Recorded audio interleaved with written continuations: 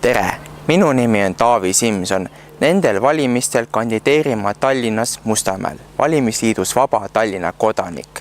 Kandideerin, et anda omapoolne panus sellesse, et Tallinn saaks veel paremaks linnaks, kui ta täna on, ning kõik otsused oleksid läbimõeldud ja kõik osapooled kaasatud.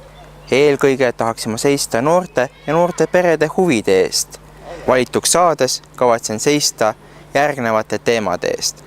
Lasteaedade renoveerimine, käest ära lastud avalike spordiväljakute korda tegemine ja uute rajamine, huvikeskuste rajamine nii noortele kui vanadele, et erinevad põlvkonnad saaksid koos olla ja suhelda, ning liikumisvõimaluste parandamine jalgsi ja rattaga liikujatele.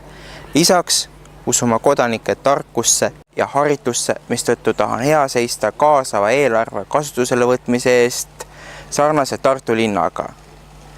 Küsimused, ideede ja mõtete suhtes on oodatud kommentaarides.